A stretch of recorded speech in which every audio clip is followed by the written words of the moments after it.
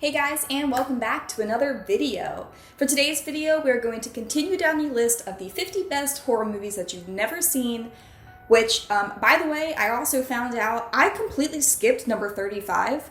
I think on YouTube I put the number 35, but then I didn't say it in the video. And in my notes, I just legit skipped 35. I went from 36 to 34. So I'm calling this one number 35 for us, even though it should be like 29 or something. And then the next time I do this, it'll be the right number. So, number 35 for us, number 31 on the list, The Exorcist III. The Exorcist III came out in 1990 and was written and directed by William Peter Blatty. He wrote the screenplay and the novel which the screenplay was based on. Blatty also was the original writer of the Exorcist movie that came out in the 1970s. He did not direct that movie, but he is responsible for the novel that it was based on. So this is just kind of a second part to his story. And if you're wondering what do you mean second part to his story, if it's Exorcist III, we'll get there.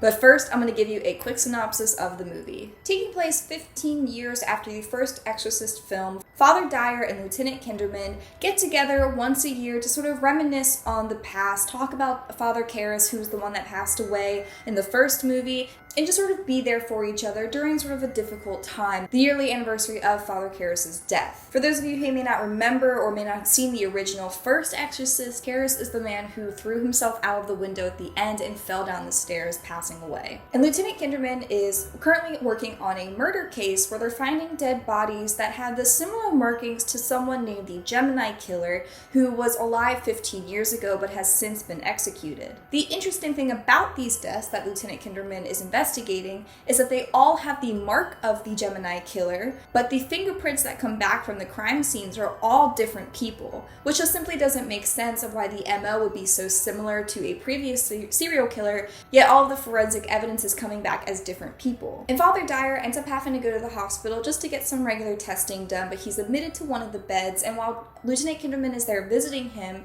he relays to one of the doctors the story about the Gemini Killer. And Dr. Temple, the head of the psychiatric ward, says that it's eerily similar to a patient that they have that sort of just showed up in their possession about 15 years prior. The man was found just aimlessly wandering the streets. He seemed to have no recollection of who he was. He was sort of catatonic, but when they brought him back to the hospital, he opened up and became just super violent and started claiming that he himself was the Gemini Killer.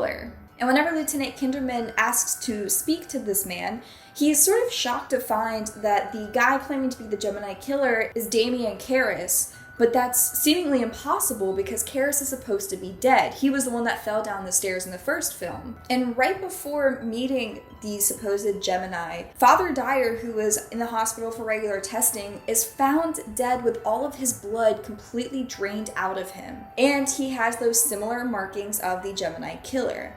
So whenever Lieutenant Kinderman goes and sees that it appears to be Damien Karras as the man calling himself the killer, but he knows that can't be possible, the Gemini Killer then starts to brag about killing Father Dyer. And the lieutenant is obviously very upset about losing one of his friends so close to the anniversary of that horrible death of Father Karras, who might not actually be dead. But after leaving the hospital, the next day there is a nurse found dead, and Dr. Temple, the head of the psychiatric ward, has seemed to have committed suicide. So Kinderman goes back to visit the Gemini Killer, who is still claiming that he is Karras, and he pretty much admits that yes, he was responsible for all of this, and that there is someone living inside him that he refers to as the Master. And the Master is the same entity that possessed Regan in the first Exorcist film. And the Master was so enraged by Karras trying to exorcise him in the first movie that whenever he possessed Karras' body, resulting in him throwing himself out the window, he decided to use his body to exact his revenge. And this is the way that the Gemini Killer would be able to continue his killing spree, by using Karras' body as a host.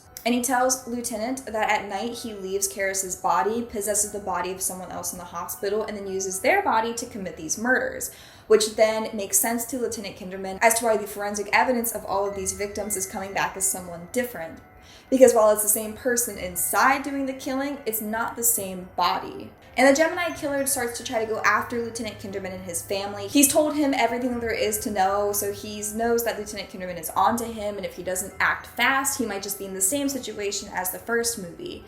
So he starts possessing other people's bodies at night to try to kill Kinderman. But Father Paul Morning arrives at the hospital to help exorcise the demon out of Karras. The master intervenes by taking over Karras' body, and he horribly mutilates the father. Shortly after Kinderman does show up at the hospital, he's there to try to help, to try to save everyone, to sort of end the reign of terror that the Gemini killer and this master have put onto the community. And they have a huge fight together, and it's kind of difficult for Lieutenant Kinderman because Karras, he knew him as his friend, and now he has to fight him and knows that he's going to have to kill him. Karras briefly regains his free will just enough to tell Lieutenant Kinderman to shoot him now and to put an end to this evil. Kinderman shoots him a few times in the stomach and goes over to him, Karras telling him that he needs to finish it off, that he needs to end this. So Lieutenant Kinderman, reluctantly but knowing he has to, puts a bullet into his head. And the movie ends with Lieutenant Kinderman being at Karras' funeral, but on the tombstone for Karras, the date is not 1990 from when the film takes place, it's 1975, the real date that Father Damien Karras passed away the first time. So as I said, this movie is the third part of the Exorcist series, but it's considered a direct sequel to the first movie. There is an Exorcist II that's kind of widely considered to be like one of the worst movies ever made. The story is super lackluster and bad, and it just seemed like a cash grab for a cash grab because of how huge The Exorcist was. But the original Exorcist movie is considered such a classic and is widely accepted as one of the best movies ever made that the second one just could not hold up to the standard, which made producers a little bit tentative when they came looking to make a third version. This movie is based off of the novel Blatty wrote, Legion, which came out in 1983. So the book had been released for a little while before the movie was produced. And Blatty did write the original Exorcist book as well, but he hated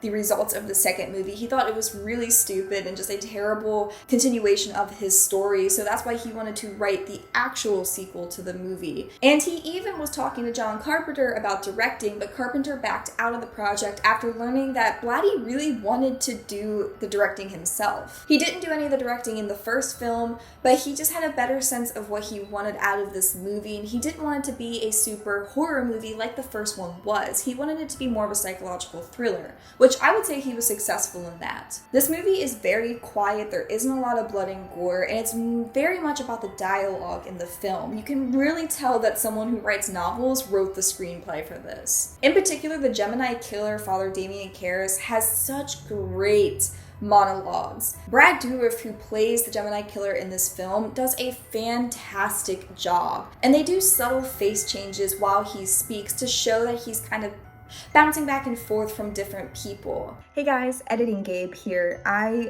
realized there was something I kind of glossed over in my video that I think is important and that I shouldn't have glossed over, so I want to kind of clarify something.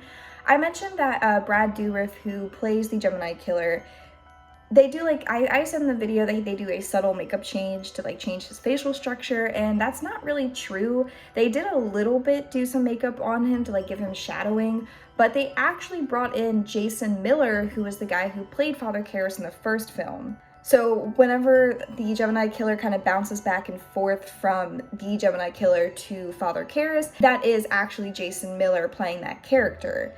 Now, they wanted Jason Miller to come back and play the Gemini killer and actually be the person in the cell and not actually be dead, but Jason Miller at that time had become a severe alcoholic, and pretty much they were worried he wouldn't be able to remember any of his lines because he was so foggy in the brain all the time. He could really only remember one or two lines. So they brought him in for a few, but they gave Brad Dourif the really heavy monologues, which I still think he did fantastic.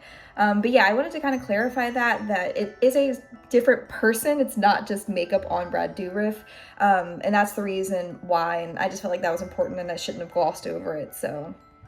So with those slight adjustments in his facial structure, along with the creepy, just awful dialogue he delivers, you really are creeped out by him in this movie. You don't need a lot of jump scares or gore to just get a sense of uneasiness in this film. And during one of Karras' monologues, He talks about how he's able to escape the hospital and how it's like child play. And he actually says that line, "It's like child's play," which is an homage to the Chucky movies, which Brad Dourif plays the Chucky doll. And a fun fact I found out while researching stuff for this movie, Brad Dourif is from West Virginia, so shout out to a fellow West Virginian. And there was some concern when this film came out because of how badly the second one did. They weren't really sure if the third one would be as good, and Blatty even had said he didn't want to name it Exorcist III because he didn't want to be a part of the second film at all. But he knew that it would be harder to sell a movie called Legion that was supposed to be connected to the first Exorcist movie. And pretty much he lost the battle in naming the movie because he told production, if we're going to have to put the name Exorcist in there, can we at least make it Exorcist Legion? And they said, no, it's going to be Exorcist III. And that's not the only sort of riff that Blatty had with production. The entire ending of this movie is completely fabricated by the producers, and Blatty himself hated it. After he finished his director's cut, which is about 20 minutes shorter, some people a part of 20th Century said, hey, this movie's called Exorcist III and there's no exorcisms. It's not even attached to the first movie in any way. We should definitely do an exorcism. Which Blatty said that only showed the ignorance of the people who were working on the project with him, because this whole movie is based on characters from the first one. And while they don't necessarily call out Reagan's name, they sort of mention her just in passing. The story is still based very heavily around what happened in the first movie. And while interviews at the time say Blatty was happy to, shoot another ending, he actually really despised the fact that they made him do it. And they were going to get a different director to do it because he was so against it, but he decided, no, this is my movie. If we're going to have an exorcism scene, I'm going to be the one to shoot it. What originally was supposed to happen is pretty much Father Morning, the guy who comes to do the exorcism. His character does not exist, and it just ends with a huge fight between Father Karras and Lieutenant Kinderman. Kinderman, of course, would come out on top by still shooting and killing Karras whenever he has enough willpower to overpower the demon long enough to tell him to shoot, but they decided that was sort of just a really abrupt and upsetting ending to not have an exorcism in the first place, and then to sort of just end the movie there because there wouldn't be a scene afterwards. There's just a lot of conflict with how the movie ended, and we got the ending that we did, which isn't terrible, but there are some people who actually prefer the director's cut, which is shorter.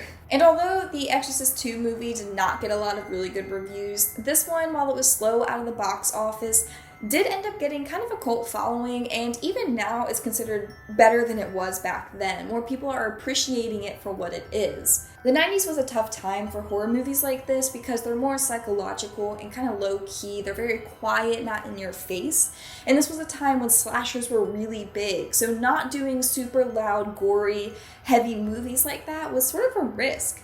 But it really paid off in the end because I don't think this movie needed all of that. The psychological elements by themselves are enough to really creep you out. Like the monologue that Karras / the Gemini Killer gives are genuinely upsetting if you really listen and think about what he's saying. This movie is also really good at building suspense and using the general quietness of the film to draw you in and then scare you. Particularly a scene in the hospital that is a 3-minute scene of a static shot of a nurse going around doing her rounds, looking in on patients, and then ends with her being attacked by the killer, but right before the killer really gets to her. It's considered one of the better jump scares in horror movies, and it really does show how quietness, suspense, and a single camera shot can build that tension. And while no, it's not as grand as the first Exorcist, I think this is still a really successful horror movie, especially if you're into psychological thrillers. This is a good movie that you should definitely go out and watch.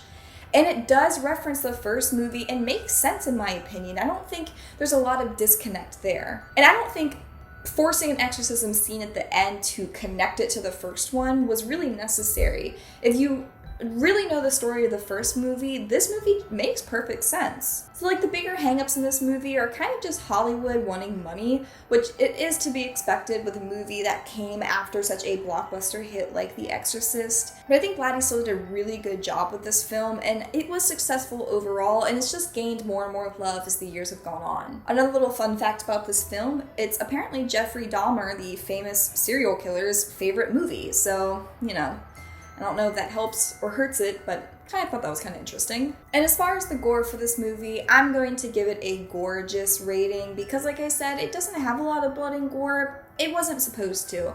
It's not a bad thing that this movie has a gorgeous rating. It's more just it's a psychological thriller that's meant to sort of mess with your mind more than make you feel uncomfortable in that way. So I don't fault this movie for not being super bloody. I know I love my blood and gore, but I also really appreciate a movie that uses the dialogue and just the overall cinematography to really creep you out. But I always want to know what you guys have to say. What do you think about this movie? Do you think it deserves a spot on the list? I know I certainly do. I think it's definitely a hidden gem in the horror movie world, and if you haven't seen it, you should go and watch it. But if you have seen this movie, let me know what you think. You can leave a comment down below or head over to my Instagram, What a Horror. I'll be making a post about this video as well. But as always, I want to thank you guys so much for watching. Please like and subscribe if you want to see new videos because I put out new videos every Friday. And until next time, stay spooky.